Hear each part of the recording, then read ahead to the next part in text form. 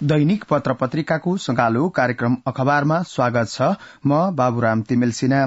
आज मिति 2079 साल माघ 11 गते बुधबार, माघ शुक्ल पक्ष चतुर्थी, तदनुसार जनवरी 25 सन् 2023, नेपाल सम्मत 1143।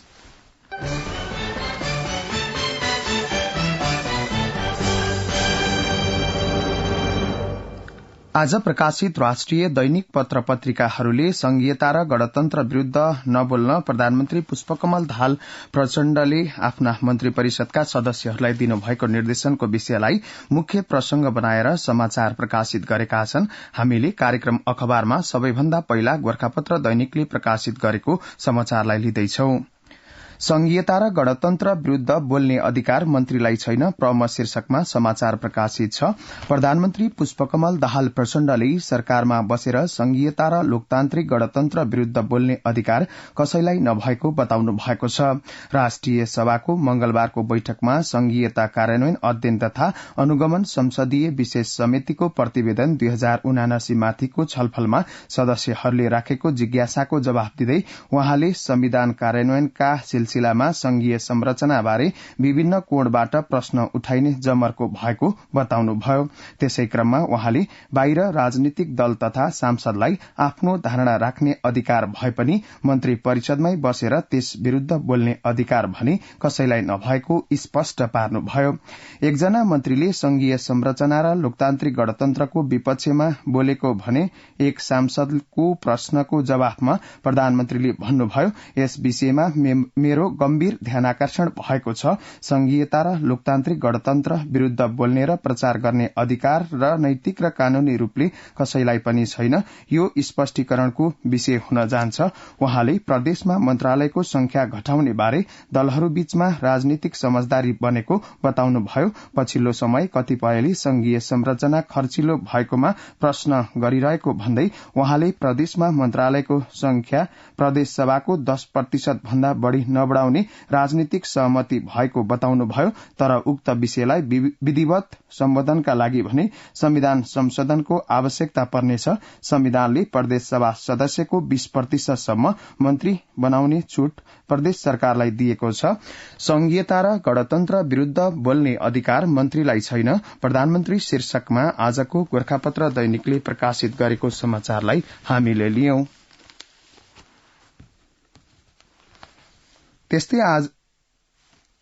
त्यस्तै आजको नेपाल समाचार पत्रले पनि वर्तमान व्यवस्था विरूद्ध नबोल्न मन्त्री र सांसदलाई प्रधानमन्त्रीको चेतावनी शीर्षकमा समाचार प्रकाशित गरेको छ। नेपालको वर्तमान राज्य व्यवस्थाका सन्दर्भमा सरकारका मन्त्री र सत्तारूढ़ सांसदहरूबाटै संघीय लोकतान्त्रिक गणतन्त्रका विरूद्धमा आवाज उठेपछि प्रधानमन्त्री पुष्पकमल दाहाल प्रचण्डले वर्तमान व्यवस्था विरूद्ध नबोल्न सचेत गराउनु भएको छ। मंगलबार राष्ट्रिय सभा बैठकलाई सम्बोधन गर्दै प्रधानमन्त्री प्रचण्डले नैतिक र कानूनी दृष्टिले पनि मन्त्रीमण्डलमा बसेर व्यवस्थाका विरूद्ध बोल्ने छूट कसैलाई नभएको बताउनुभयो। उहाँले भन्नुभयो, जनताको आन्दोलनको बलमा उठेका विषयलाई संविधानमा संस्थागत गरिएको छ। जनताको आन्दोलनको बलमा स्थापित गरिएका विषयमाथि कुनै न कुनै कोणबाट प्रश्न उठाउने काम भएको छ। मन्त्री परिषदमा बसेर संघीयता र लोकतान्त्रिक गणतन्त्र विरूद्ध बोल्न छूट कसैलाई छैन। यो स्पष्टीकरणको विषय हुनेछ। वर्तमान व्यवस्था विरूद्ध नबोल्न मन्त्री र सांसदलाई प्रधानमन्त्रीको चेतावनी शीर्षकमा आजको नेपाल समाचार पत्रले प्रकाशित गरेको समाचारलाई हामीले लियौं।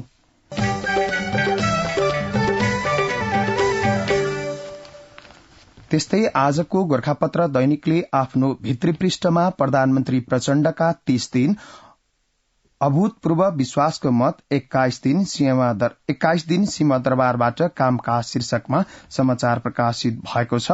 सामाजिक न्याय, सुशासन र समृद्धिको लक्ष्यसहित प्रधानमन्त्री पुष्पकमल दाहाल प्रचण्डले सरकारको नेतृत्व गर्नु भएको 1 महिना पुगेको छ।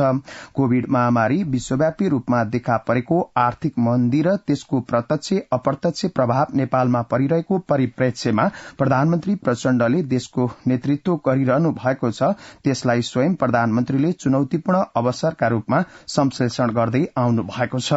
2079 मक्सिर 4 मा सम्पन्न प्रतिनिधि सभा र प्रदेश सभा निर्वाचनको परिणामप्रति सिंगो देश सशंकित थियो।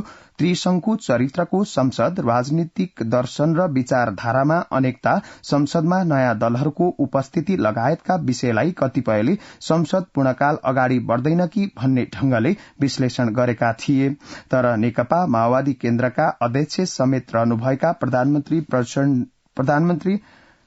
प्रचण्डले अब त्यस्तो परिस्थिति गुजार्नुपर्ने छैन, आजको दिनसम्म आइपुग्दा संसद पूर्ण कार्यकाल जाँदैन कि भन्ने आशंका निवारण भएको छ।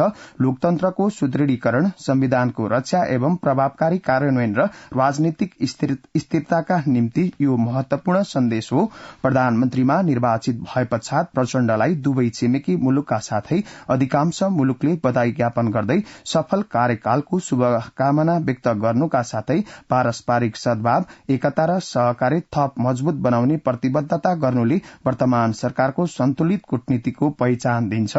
यसै अवधिमा प्रधानमन्त्रीले भारत, चीन, अमेरिका, स्विजरल्याण्ड, जर्मनी, कतार, यूएका राजदूतका साथै यूरोपेली युनियन लगायतका प्रतिनिधिसँग भेटघाट गर्नु भएको छ। प्रधानमन्त्री प्रचण्डका 30 दिन अभूतपूर्व विश्वासको मत, 21 दिन सिंह दरबारबाट कामकाज शीर्षकमा आजको गोर्खापत्र दैनिकले भित्री पृष्ठमा प्रकाशित गरेको समाचार हो। यो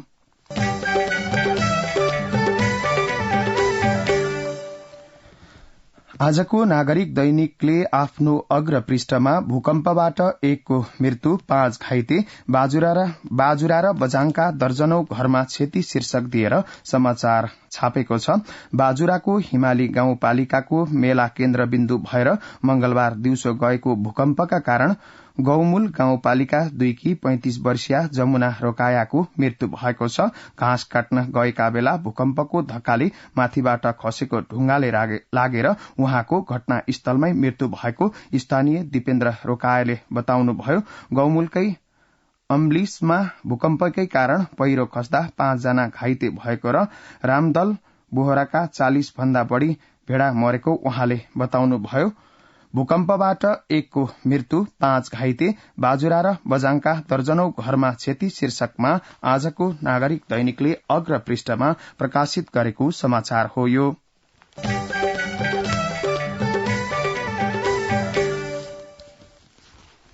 त्यस्तै आजको राजधानी दैनिकले आफ्नो अग्र पृष्ठमा गाउँका सीमा दरबारमा किन बढ़दैछ विकृति, नक्कली योजना र फर्जी बिलबाटै भुक्तानी शीर्षक दिएर समाचार प्रकाशित गरेको छ। गाउँका सीमा दरबारको उपाधि पाउँदै आएका स्थानीय सरकारमा भ्रष्टाचार र विकृति बढ़दा नागरिकले शास्ति भोग्नु परेको छ। विभिन्न विकास कार्यक्रम प्राप्त गर्दा वा सेवा लिने क्रममा समेत नागरिकहरू घुस खुवाउन बाध्य हुने क्रम बढ़ेपछि स्थानीय सरकारमाथि अविश्वास पैदा हुन थालेको सरकारवालाले बताएका छन्। स्थानीय तहमा नक्कली योजना बनाउने, फर्जी बिल बनाएर भुक्तानी दिने र नियम विपरीत राजस्व मिना गरी आफ्नै स्थानीय तहलाई घाटामा पार्ने जस्ता भ्रष्टाचार जन्य गतिविधि बढ़िरहेको पाइएको छ, जसका कारण अख्तियार दुरूपयोग अनुसन्धान आयोगमा पर्ने उजुरी मध्ये सबैभन्दा बढ़ी स्थानीय तहकै विरूद्धमा पर्ने गरेको छ। अख्तियारले पछिल्ला दिनमा विभिन्न पालिकाका मेयर तथा अध्यक्ष, कार्यकारी अधिकृत लगायतका दर्जनौं व्यक्ति विरूद्ध भ्रष्टाचारको मुद्दा समेत दायर गरेको छ। केही वर्ष यता यो संख्या बढ़ेर 100 पुगेको अख्तियारले जनाएको छ। गाउँका सीमा दरबारमा किन बढ़दैछ विकृति, नक्कली योजना र फर्जी बिलबाटै भुक्तानी शीर्षकमा आजको राजधानी दैनिकले अग्र पृष्ठमा प्रकाशित गरेको समाचारलाई हामीले लियौं।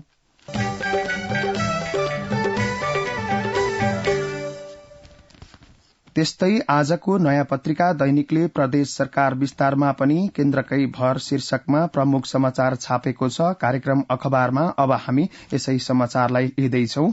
प्रदेश सरकार विस्तारमा पनि केन्द्रकै भर, सरकार गठनको 2 साता बित्दा पनि 6वटा प्रदेशमा मन्त्री परिषद अधुरै, प्रदेशलाई बलियो बनाउनु पर्ने सैद्धान्तिक तर्क गरे पनि मन्त्रालयको संख्या हेरफेरदेखि मन्त्री परिषद विस्तारसम्मका निर्णय लिन मुख्यमन्त्रीहरू शीर्ष नेता संघको परामर्शमा मन्त्रालयको संख्या हेरफेरदेखि साझेदार दलहरूबीच भागवण्डाका विषयमा मुख्यमन्त्रीहरूले केन्द्रकै मुख ताक्दा प्रदेशहरूको मन्त्री परिषद विस्तारमा विलम्ब भएको छ। मुख्यमन्त्री चयन भएको 16औं दिन मंगलबार गण्डकी सरकारले पूर्णता पाए पनि अन्य 6 प्रदेशमा मन्त्री परिषद अधुरै छन्। मन्त्री परिषद विस्तारमा प्रदेश अनुसार फरक जटिलता देखिएका छन्। कतै मन्त्रालयको संख्यामा त कतै भागबण्डामा समस्या देखिएको छ। शीर्ष नेतृत्वको राय अनुसार मुख्यमन्त्रीहरू मन्त्रालयगत बाँडफाँड सहित मन्त्री परिषद विस्तारको प्रयासमा छन्। गाँठो फुकाउन सबैजसो मुख्यमन्त्री आफ्नो अनुकूलतामा काठमाडौँ आएर पार्टी नेतृत्वसँग भेट गरी फर्किरहनु भएको छ। अन्य प्रदेशको तुलनामा मधेस र सुदूरपश्चिममा मन्त्री परिषद विस्तारमा बढ़ी कठिनाई देखिएको छ। प्रदेशलाई बलियो बनाउने सैद्धान्तिक तर्क गरे पनि मन्त्रालय बाँडफाँडदेखि मन्त्री परिषद विस्तारसम्मका निर्णयमा मुख्यमन्त्रीहरू केन्द्रकै भर पर्नु भएको छ। सत्ता साझेदार दलहरूले प्रदेश सरकारको नेतृत्व बाँडफाँड केन्द्रबाटै गरेका थिए। त्यस्तै केन्द्रकै निर्देशनपछि मुख्यमन्त्रीहरूले मन्त्रालयको संख्या घटाउने पहल लिनु भएको छ। त्यस्तै गरी विभिन्न उपशीर्षकमा सातै प्रदेशमा मन्त्री परिषदमा के कस्तो समस्या छ भनेर नयाँ पत्रिकाले छोटकरीमा उल्लेख गरेको छ। हामी कार्यक्रम अखबारमा यो प्रसंगलाई पनि जोड्न चाहन्छौ। मन्त्री परिषदलाई पूर्णता दिन किन ढिलाइ उपशीर्षक छ। 24 देखि 28 पुससम्म प्रदेशमा मुख्यमन्त्री चयन भए पनि अधिकांश प्रदेश सरकारले अझै पूर्णता पाएका छैनन्। प्रदेश 1 सबैभन्दा पहिले मुख्यमन्त्रीमा नियुक्त हिक्मत कार्कीले साझा कार्यक्रमपछि मात्र पूर्णता दिने मधेस प्रदेश। मन्त्रालयमा हानथाप शपथको 11 दिनपछि 3 मन्त्रीले जिम्मेवारी प्राप्त गर्नुभयो। पूर्णता अनिश्चित। त्यसैगरी बागमती प्रदेश सरकारले आज पूर्णता पाउने। लुम्बिनी प्रदेश सबै साझेदारलाई समेट्न सकस र विस्तार अनिश्चित। कर्णाली प्रदेशको संख्या विवादले रोकियो विस्तार। त्यसैगरी सुदूरपश्चिम प्रदेश नागरिक उन्मुक्तिका माग पूरा नहुँदा मन्त्री परिषद विस्तार अलमल।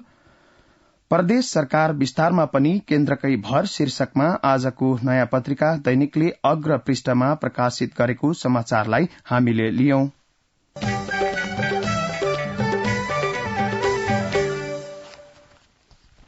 त्यसैगरी आजको अन्नपूर्ण पोस्ट दैनिकले कर्णालीमा कसरी टिकाउने कर्मचारी 5 वर्षमा फेरिए 8 प्रमुख सचिव र 64 सचिव शीर्षक दिएर समाचार प्रकाशित गरेको छ।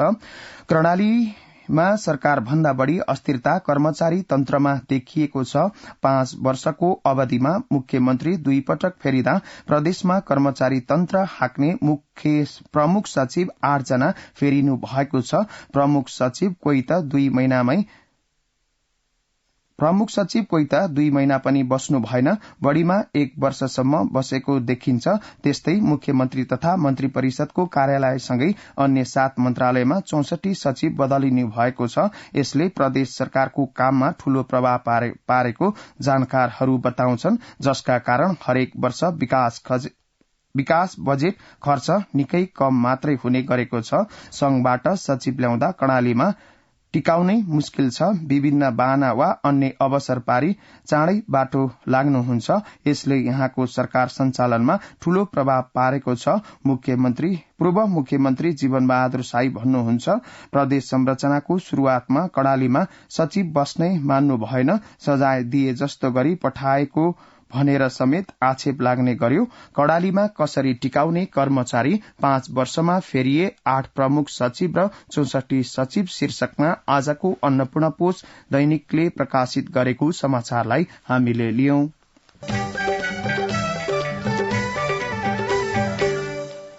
कार्यक्रम अखबारमा अब केही बेर विज्ञापन र सन्देश।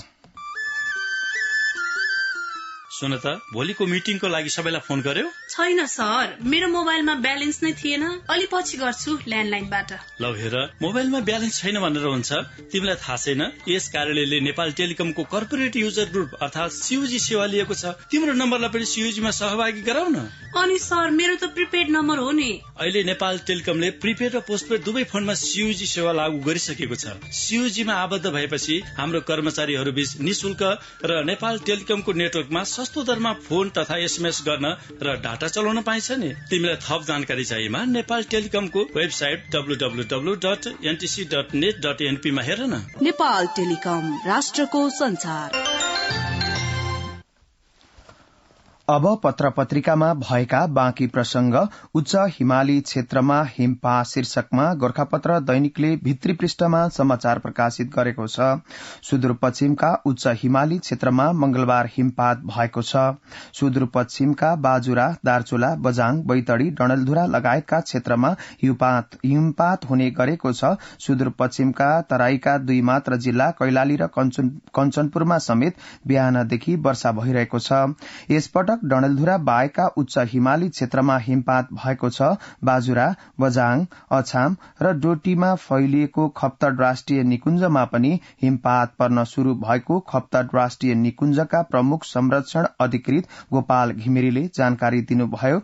उहाँका अनुसार खप्तडमा मक्सिरको अन्तिम सातादेखि हिमपात हुने गरेको भए पनि यसपटक माघमा आएर हिउँ पर्न थालेको छ। उहाँले भन्नुभयो, यो पटक पहिला जस्तो बाक्लो हिउँ परेको छैन, फाट्ट रूपमा परिरहेको छ। बिहानदेखि अहिलेसम्म 1.5 फिट मात्र हिउँ परेको छ। उच्च हिमाली क्षेत्रमा हिमपात शीर्षकमा आजको गोर्खापत्र दैनिकले प्रकाशित गरेको समाचारलाई हामीले लियौं।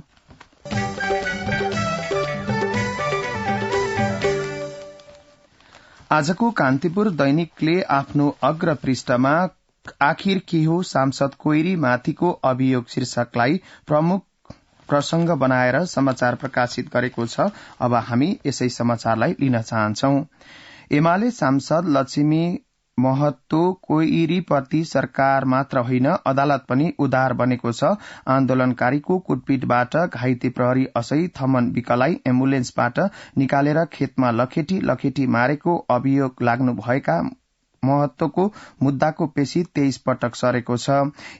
यही बीचमा फरार सूचीमा रहनुभएका उहाँ चुनाव जितेर संसद भवनसम्म आइपुग्नुभयो। 2072मा जारी हुन लागेको संविधानका विषयवस्तुमा असहमत हुँदा मधेसमा आन्दोलन भइरहेको थियो। आन्दोलन नियन्त्रण गर्न प्रशासनले जिल्लामा कर्फ्यू पनि लगाएको थियो। यही बीच भदौ 25मा जलेश्वर चोकमा भीड़को घेराउमा परेका थमनलाई कुटपिट गरिएको थियो।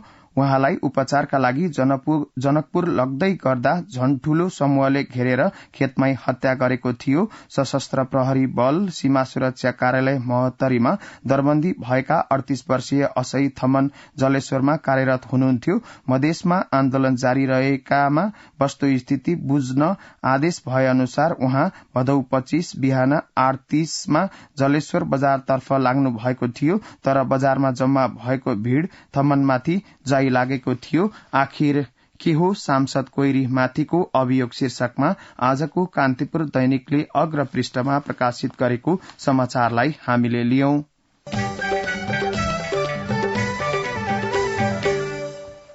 त्यस्तै आजको नयाँ पत्रिका दैनिकले आफ्नो भित्री पृष्ठमा आदिलले म्याच 8 र 12मा स्पट फिक्सिङ गरेको पुष्टि शीर्षकमा समाचार प्रकाशित गरेको छ। स्पट फिक्सिङ गरेको अभियोगमा पक्राउ परेका राष्ट्रिय क्रिकेट टोलीका खेलाड़ी मोहम्मद आदिल आलमले 12 र 14 पुसमा भएको नेपाल T20 क्रिकेट खेलमा फिक्सिङ गरेको खुलेको छ। कीर्तिपुर क्रिकेट मैदानमा 12 पुसमा T20 को म्याच 8 चल्दै थियो। आदिललाई बिचौलियाले एउटा नो बल र अर्को वाइड बल हान्न प्रस्ताव गरेका थिए। मैदानमा उत्रिएका उनले पहिलोमा नो बल र दोस्रोमा वाइड बल हानेका थिए। आदिलले म्याच 8 र 12मा स्पट फिक्सिङ गरेको पुष्टि शीर्षकमा नयाँ पत्रिका दैनिकले प्रकाशित गरेको समाचारलाई हामीले लियौं।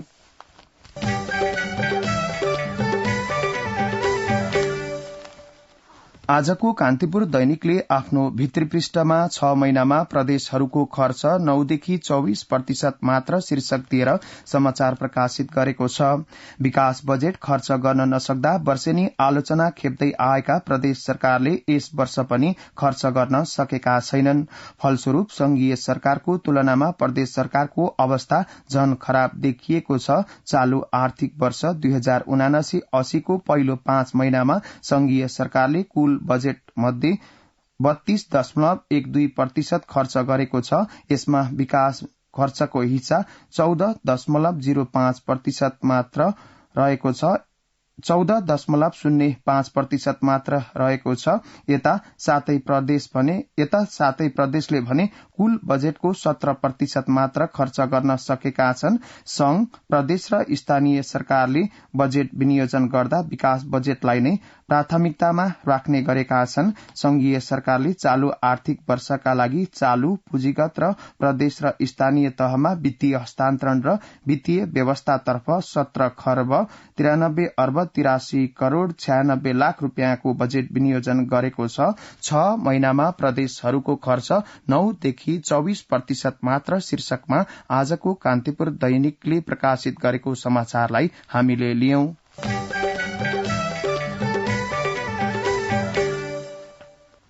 आजको अन्नपूर्ण पोस्टले आफ्नो भित्री पृष्ठमा 3500 गाड़ी रोकिए भन्सारमा भनेर समाचार प्रकाशित गरेको छ। देशका विभिन्न नाकाका भन्सार वार्डमा 1 वर्षदेखि करिब 3500 सवारी साधन अड्किएर बसेका छन्। मौजात स्टकमा भएको सवारी बिक्री नहुँदा व्यवसायीहरूले भन्सारबाट गाड़ी छुटाएका छैनन्। बरु भन्सार यार्डमा पार्किङ शुल्क तिर्दै बसेका छन्। वीरगंजको एकीकृत जाँच चौकीको भन्सार कार्यालय र सुक्खा बन्दरगाहको यार्डमा 2100, भैरवा भन्सार कार्यालयमा 1270 र रसुवागढ़ी स्थित भन्सार कार्यालयको यार्डमा 70 वटा गाड़ी जाँच पास नभएर थन्किएका छन्। 3500 गाड़ी रोकिए भन्सार शीर्षकमा आजको अन्नपूर्ण पोस्ट दैनिकले प्रकाशित गरेको समाचारलाई हामीले लियौं।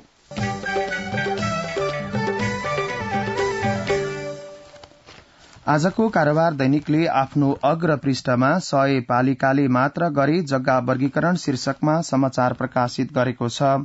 कृषियोग्य जमीनमा भइरहेको प्लटिङ रोक्ने उद्देश्यले सरकारले जग्गा वर्गीकरण गर्ने नीति ल्याए पनि अहिलेसम्म 100 गाउँपालिकाले मात्र वर्गीकरण गरेका छन्। सरकारले जथाभावी प्लटिङ रोकेर कृषि क्षेत्रको जग्गा बचाउन करिब 1 वर्ष अघि भू उपयोग क्षेत्र वर्गीकरण नीति ल्याएको थियो। यो नीतिले जग्गाको वर्गीकरण गर्ने जिम्मा स्थानीय तहलाई दिएको थियो, तर स्थानीय तहले समयमा जग्गाको वर्गीकरण गर्न सकेका छैनन्। हालसम्म 100 स्थानीय तहले मात्र जग्गाको वर्गीकरण गरेका छन्। 100 पालिकाले मात्र गरे जग्गा वर्गीकरण शीर्षकमा आजको कारोबार दैनिकले अग्र पृष्ठमा समाचार प्रकाशित गरेको छ।